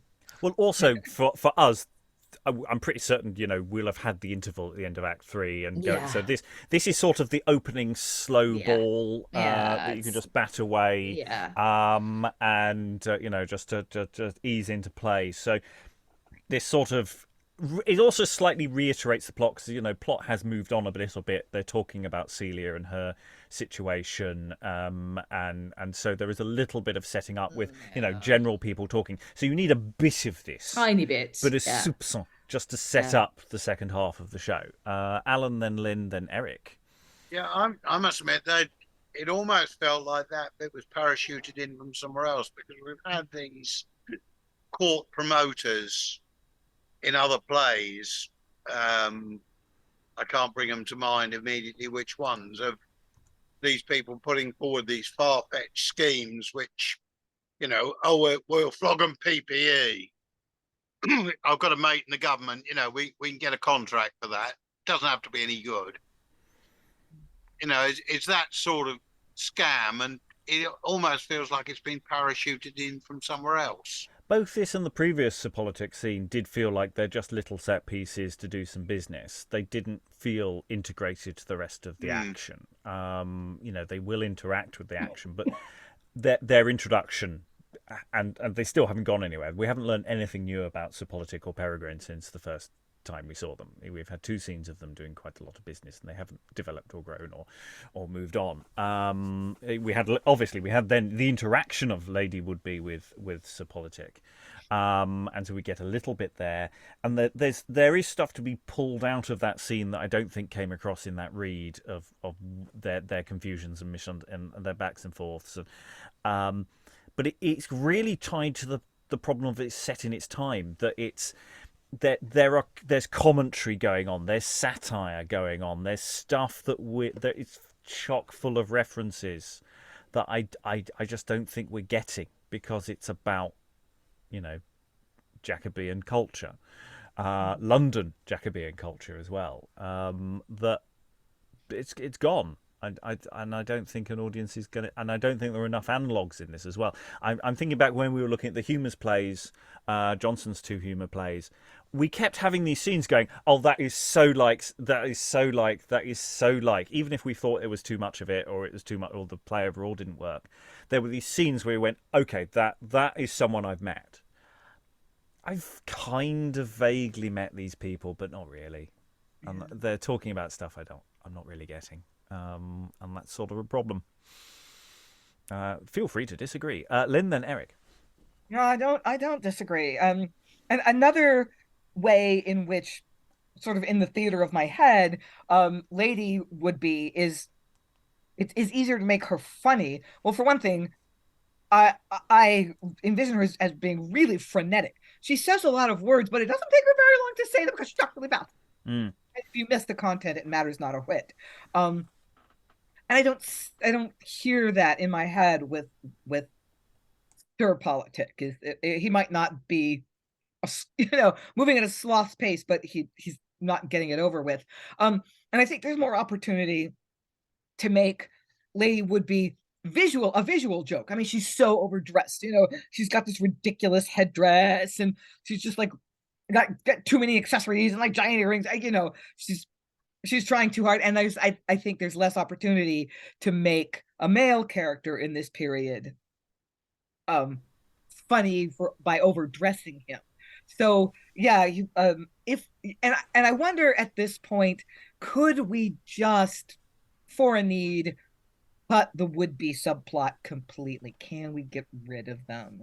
You might not want to say that's the correct way to do this, but in certain sort of small theater circumstances, where you don't have the luxury of an infinite number of actors, could we just get rid of them completely? Yeah, I don't really disagree. I mean, there's something I do quite like, some of the Lady Would-be stuff. I think that, but I almost want them to just be a scene where they pop in, you get the best, and then they pop out again, rather than that they're integrated into the rest of the plot, which I say we have yet to discover whether they really will be. It may create structural problems if we don't have them, because they are the fillers between scenes. But as a small scale production, if you're boiling this down to a relatively small number of actors, which I increasingly think you can do, I've definitely seen it with a relatively small cast, but how small is another question. Then yeah, they might be casualties on the cutting room floor. Eric, then Sarah. I was just going to say that it's interesting how we've got, because you mentioned how you're not as amused at sort of Sir Politic as his wife. I was thinking it's more just because his wife interacts with Volpone, and we know that Volpone wants something so much, whereas we don't really know who her husband is as such, and kind of. In that scene with Volpone that we had earlier, it was basically she was interrupted. She just kept like word vomiting. I don't know, being verbose anyway at him, and he was just like, "Leave me alone." But it just kind of which is why it was funny, because he just wants like sort of the whole he wants to see Celia. He wants Mosca to sort of come back and tell him good news, all that stuff. Whereas in this, we don't really know what the motivation is for, Sir Politic to turn up. It's just like he's here chatting to Peregrine for no real reason, although he seems to be very keen on introducing Peregrine to his wife for some reason, maybe to load her off or something. I don't know. Yeah. Sarah. Yeah, I'm wondering. I mean, I'm not going to talk about the future plot. I can't really remember it. I do have a feeling that they are the politics are involved in the structure of the end, but I don't really remember, and I shouldn't be talking about that anyway. But what was occurring to me was that even if they are, I wonder if you could actually keep Lady Politic and just sort of decouple her from her husband's, and just cut out all the Sir Politic and Peregrine stuff, and keep her as like a standalone figure who comes in, has this hilarious scene with Volpone, and then if one of them or both of them are needed structurally for the plot at the end, she could be brought on and do duty for whatever the politics are supposing to supposed to do at the end of the play. I don't know if that's going to be possible or not, but I think it would be a shame to lose her, but I don't think we'd lose much by losing him. Alan. I think the one argument for keeping parts of this last sequence in is it's basically showing yet another of Mosca's cunning plans falling over because he's been hit by circumstance. There are some. I mean, there is always a bit of a danger when unraveling a plot like this, especially at this stage, because, as I say, we're about to get to. It's no spoiler to say we're about to get some quite complicated scenes where a larger cast, or at least as it's written, larger cast is more of an issue. There are lots of spinning plates and unravelings to go, and so they might be structurally quite useful as pawns to move around a board. Whether they interact in a meaningful way with the plot is yet to be discovered. So we may be being precipitate here. I think some of us are also working half off memories of vaguely seen productions of things we've read for ages. Well, so we shouldn't go too far ahead. But I mean, so far, I mean, the primary action is still very small. It's still a very small band of people. Which suits is probably one of the reasons why it gets revived a lot. Okay, we're into final thoughts. So we're now 2/3 of the way through. We've very much gone on a journey. We have had the straightforward sort of comedy beats of the first session, and then this session has been much more complicated. We've got some really horrible displays from some of the characters, and characters we're not supposed to like. I mean, this is the thing. Should we be surprised or upset when we encounter horrible people being horrible? And is it a surprise that Volpone is just as bad as everybody else? But also, how does that complicate the comedy? And it seems deliberate that Volpone's extremes are only discovered halfway through the play, that we're invited to be complicit with him, and that just before we get to the interval, something terrible happens. It changes how you market the play, and it changes what you do with it. But where do we shy away from? What is this play doing? What should we be doing with it? So yeah, final thoughts from the room. Eric, you weren't here yesterday, so you're relying on memories and reading words to pull all the things together. Final thoughts? Yeah, I don't know. Like, it is very how do you say? I don't know what the word is. Vivid, like alive. Some of the dialogue is really like back and forth. You have to be on cue, or else it just kind of flops. Which is really fun. As an actor, it's kind of hard not to like it. And the language, it's just some of the descriptions. I mean, yeah, we know that Jonson has this thing about the way he writes and the language he uses, but yeah, it's just so pretty. Having said that, I don't know, just that scene with Corvino, the scene we opened with Corvino and Celia is just shady as, yeah.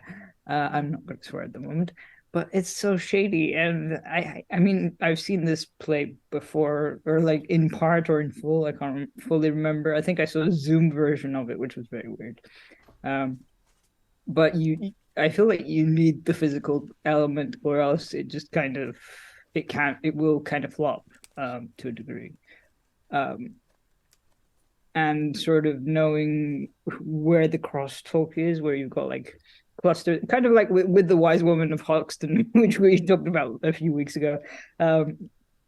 You need to know who is talking to whom, otherwise it's kind of, yeah, like when Mosca and Voltore are talking, or when Mosca is talking to Volpone but someone else can't hear, but they're still in the room, that kind of thing. You need to be very aware of that, I feel. So it's kind of one of those that you can't just do off the cuff, so to speak, I think. Yeah, especially with at that moment when the script got it is most complicated. The absence of stage directions and or misplaced material was deeply unhelpful to understand how that scene flowed. Apologies for that. The rest of the script has been fine, except for the point where we really, really needed it to step up and be counted. And the scene numbers went wrong, and it all went to pot at the wrong time. Yeah, I mean, it's yeah. Alan, any final thoughts? I think I'll reserve judgment in the main because there's just so many words. It's difficult to see where one can prune without losing, without knowing how it ends, because I've only ever seen this on a screen. I've never seen a production of it, and I've never actually sat down and read it as a piece of reading, rather than just sort of looking at it as, well, there's a succession of words and that one's misspelled. Yeah, I mean, it is genuinely difficult to see the whole of it. I mean, I can see the whole of it because I've seen it, and I know it. I'm sort of trying to pretend that I don't know these things. That there is a, you know, the structure of it, and you know what certain bits are doing is interesting. I mean, in a sense, there's lots of bits I know pretty much straight away. I know exactly what to cut, you know, and what to remove. We need to cut a reasonably chunky amount from it. But there's a sort of finality of the final session where will give us a much better idea where to go with that. Lynn, any final thoughts? Yes, I have not seen this on stage. I've seen a fair amount of non-canonical early modern drama, but somehow I have never had the opportunity to see this staged. I've read it a couple of times, but it's been a while. So I really do not have a sense of if it works or not, or how it works on stage. Some of it is so nasty. And Jonson, at least in the reading, tends to leave me with a bad taste in my mouth because everyone is so self-serving. There really isn't a genuinely tender relationship, a character that we can admire that's at all developed. There's just it's hard to find a way into this play, and so unless I someday do see it produced, I don't know if I'll ever answer the question in my mind: does it work on stage? One thing that makes me think that maybe it would, with the right cast, is it's the Mosca and Volpone are such bravura parts, and if you get the right actors, just those performances and the cleverness and the speed, you know, the pace, and the dialogue,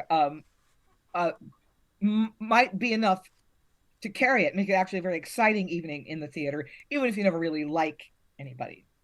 I mean, a few years ago, I saw a production of Exit the King. What's that, Ionesco? And I don't like French absurdist theater. I don't like it. And I would not have chosen to see that, but it was, part of a summer theater thing my husband and I were doing. And even though I didn't really like the script and I didn't find it like a way into it emotionally, it was so well done, and it's so hard to do that kind of theater because it's really repetitive and the story doesn't really have an arc. Like, it's so hard to remember where you are in the dialogue, and it was so slick and so well done, and just like sort of musically well conducted. There's something exhilarating about seeing people who are really good at what they do what they do. So it was still definitely a worthwhile evening in the theater, even though I don't like the play, because the production was so good. And I think this could work that way. It's just like the actors are so good, it's so well choreographed and so well paced that that it's still definitely worth your 2.5 hours in the theater, just for those things, even if you never really end up liking anyone very much. Well, yeah, and again, this is one of those elements. That not all theatre has to be about an emotional connection, or there are different kinds of theatre that are doing different things, and that's basically a marketing question, rather than because I don't think Jonson is that interested. He has got a schema here. He is playing out. He is doing things with it. He obviously wants people to laugh. And there's obviously a moral message at the back of it, which is don't be a selfish shit. Don't be like this. We're not supposed to identify with Volpone. We're not supposed to want him to get away with it at the end. And all of these people, the closest we might feel might actually be Mosca, because actually Mosca, is an interesting, agent of chaos, but as of yet, hasn't really professed, Is he chaotic good, chaotic neutral, or chaotic evil? Exactly. In a very different way. Sarah, any final thoughts? Yeah, well, I mean, I think you're absolutely right, Lynn. I mean, this play, I don't think there's any question about whether it will work on stage or not, because it will dazzle. I think, if you give it, if you as long as you have good actors, which you would have, and as you said, the pace has to be right. But I mean, a couple of pros in these lead roles, and then some great comic actors in the backup roles as well, and you've just got you've got something that's going to dazzle people. They're going to come out of the theater blinking, because it's just so fast and so funny, and the way it chucks you around from just being sort of so highly amused and diverted to just being horrified is just going to add to that sense of vertigo, that you're going to give the audience. So they're going to come out, I think, just like this. I think I'm not saying you couldn't mess up this play, because obviously you could if you had performers who were like stodgy and didn't really understand the characters. You can mess up any play with that. But I think it would be very hard to mess up this play, because it packs such a punch in so many different ways, and so yeah, it would really dazzle the audience, or you could certainly make it dazzle the audience. I'm going to mention something now, which I'm developing a pet theory, which is kind of tedious, but I'm going to mention it. I mentioned it at the top before we started recording, but because this play has been done quite a lot, and I'm thinking about how you would stage it, with a different interpretation. I would really like to see a production where Mosca is actually totally in thrall to Volpone, not just because he's his servant, but also because he's madly in love with him. And then he starts to fall out of love with him when Volpone, starts to pursue Celia. And so he's still doing his bidding, because he's still devoted to him and has this massive crush on him. But he begins to do it with more resentment. And the reason I kept asking earlier, it's like, why is what's Mosca's motivation for bringing Bonario into this plot? It's like, actually, if he was like desperately in love with Volpone, then he'd have a really good reason for bringing Bonario into the plot, because just mainly to sabotage, to sabotage the Celia plot without ruining any of the cool cons that they've got going on between them.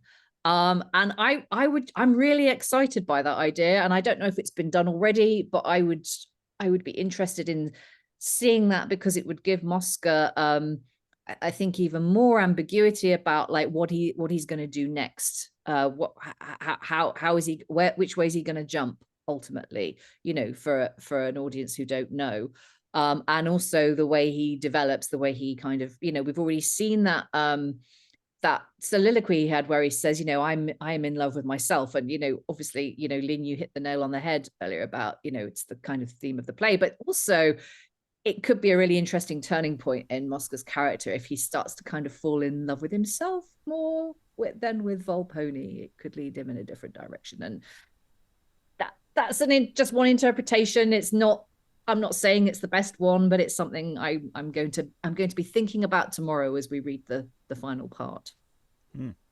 Yes, and if it works, it works. That's basically the law of the theatre. And the thing, I mean, it is done reasonably often. It's not done that often, so I'm not urgently looking for spin in the same way as perhaps other early modern producers with more shop-worn texts are desperately trying to do. So Eric, I was just going to say, this is one of those plays where it's it can be fun to watch, depending on, as we said, on all the stuff that we mentioned. But I always, having seen it, I always feel kind of bad, enjoying it. It's not a guilty pleasure exactly, because it's kind of that really, really dark side of comedy. And well, maybe not even comedy, I don't know. Yeah, so it depends what you want to do with it, I guess. Yes, and we're footling about for options as to what we might do, or others might do if they feel so inclined. Okay, well, we've got one more session to find out where all the chips land and what cuts are possible within the structure of the text without major rewritings. So all that remains to thank all the wonderful readers for their wonderful reading. Thank you very much, everyone, and goodbye. At St. Mark's, I urined.